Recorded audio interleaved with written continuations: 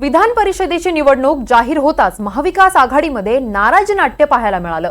मुंबई शिक्षक आणि पदवीधर निवडणुकीचे उमेदवार काँग्रेसने परस्पर जाहीर केल्यानं महाविकास आघाडीमध्ये नाराजीचं पसरल्याची चर्चा आहे। त्यामुळे आज होणार महाविकास आघाडीची बैठकही रद्द करावी लागलेली आहे, तर दुसरीकडे काँग्रेसची टिळक भवनामध्ये बैठक होणार आहे। मुंबईतील शिक्षक मतदारसंघाची निवडणूक लढण्यासाठी काँग्रेस इच्छुक आहे, तर महाविकास आघाडीतील इतर मित्र पक्षांचाही शिक्षक मतदारसंघावर डोळा आहे।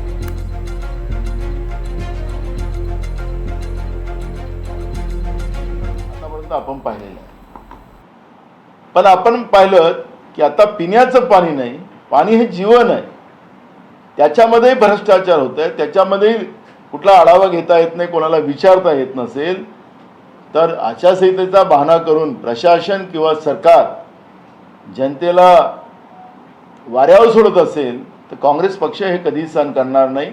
आणि म्हणून उद्यापासून परवापासून आम्ही या सगळ्या दुष्काळी भागामध्ये जातो आणि त्याच्यामधला हा सगळा आढावा घेऊन त्या पद्धतीची भूमिका, जनतेचा आवाज काँग्रेस पक्ष बनेल आणि त्या जनतेला न्याय मिळवून देण्याचा प्रयत्न पूर्ण काँग्रेस पक्षाच्या वतीने केला जाईल, ही भूमिका काँग्रेस पक्षाची आहे।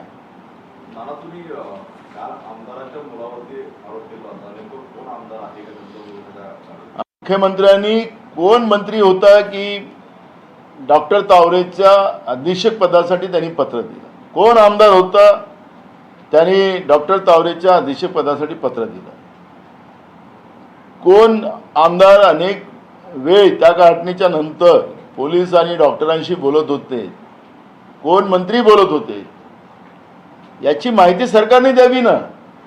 त्या गाडीमध्ये कोण होते त्याचे अजूनपर्यंत त्या मुलांची नावं पुढे आली नाहीत, त्या मुलांची अजून नावं पुढे आली नाहीत, का नावं लपवली जातात? आणि आपल्याला माहितीसाठी